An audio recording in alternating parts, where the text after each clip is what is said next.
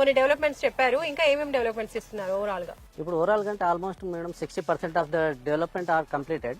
Next వచ్చేసి already మనం ఒకటి ఆఫీస్ రూమ్ కట్టుకున్నాం, జస్ట్ పార్క్ ఇస్తున్నాము. దాని తర్వాత వచ్చేసి కాంపౌండ్ వాల్, చుట్టూరా కాంపౌండ్ వాల్ ఇస్తున్నాం, సెక్యూరిటీ గేట్ ఇస్తాం. ఎందుకంటే ఇక్కడ హైవే రోడ్ ఉంది కాబట్టి ఆర్చ్ కట్టేసి ఆర్చ్ లో సెక్యూరిటీకి మనం ఎవరు లోన్కి డైరెక్ట్ రాకుండా మనం సెక్యూరిటీ గార్డ్ను కూర్చోబెట్టి ఆ డెవలప్మెంట్ కూడా ఇస్తాం. చుట్టూరుగా మొత్తం మనం కాంపౌండ్ వాల్తో సహా డెవలప్ చేస్తాం. ఆల్రెడీ మీరు చూస్తున్నారు ఫుట్ పాత్స్ అయిపోయినాయి, పైన టైల్స్ వేసేసి మొత్తం గ్రీనరీ పెట్టేసి ఆల్రెడీ మనం ట్యాప్ మీరు చూసుకొని పోయి డెవలప్మెంట్ చూస్తే ట్యాప్స్ ఇచ్చాము, వాటర్ కనెక్షన్ అయిపోయింది, డ్రైనేజ్ అయిపోయింది, ఎలక్ట్రిసిటీ అయిపోయింది. మాక్సిమం 2-3 months లో we are going to direct final LP. So ఈ వెంచర్ కి వచ్చే ముందు ముంబై హైవేని మనం చూసుకున్నట్లయితే ముంబై హైవేలో మీ ఇప్పుడు ప్రకాష్ గ్రూప్ నుంచి ఒక 4-5 ప్రాజెక్ట్స్ అయితే ఉన్నాయి అందులో. అయితే ప్రకాష్ గ్రూప్ అక్కడ చేసినప్పుడు ఆ ముంబై హైవే టోటల్లీ డెవలప్ అయింది కాబట్టి చాలా ఫాస్ట్ గానే సేల్స్ అయిపోయి ఉంటాయి.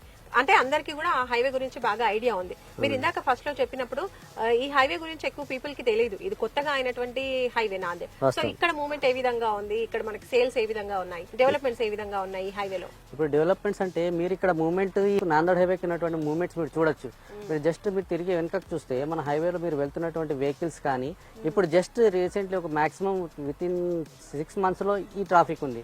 రేపు రాబోయే కాలంలో ఆ ముంబై హైవే ఎలా ఉందో దానికంటే రెట్టింపు డెవలప్మెంట్ అవుతుంది. ఎందుకు డెవలప్మెంట్ అవుతుందిగా అంటే అది ఆల్రెడీ ముంబై హైవేకి వెళ్తున్నటువంటి హైవే, అది ముంబై హైవే అని.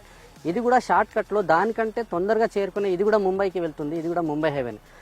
నాందేడ్, అకోలా, నాగ్పూర్, దాని తర్వాత వచ్చేసి ముంబైకి డైరెక్ట్ వెళ్ళి అక్కడ నుంచి ఇలా వెళ్తుంది.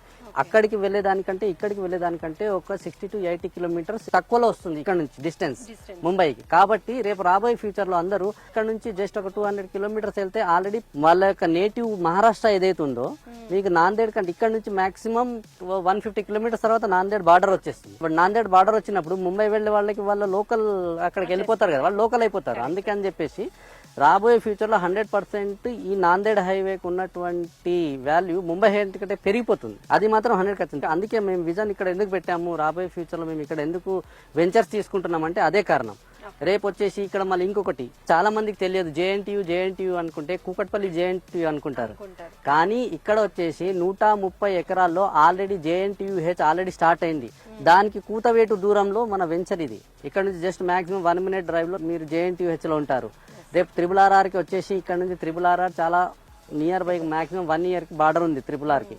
దాని తర్వాత వచ్చేసి ఇక్కడ చూస్తే పక్కనే సంగారెడ్డి దాటంగానే సదాశివపేట, అక్కడ నుంచి నిమ్స్ స్టార్ట్ అవుతుంది. అయితే ఈ ఏరియాలో మనం వెంచర్స్ తీసుకుని వేయడానికి కారణం ఏంటి? Question mark.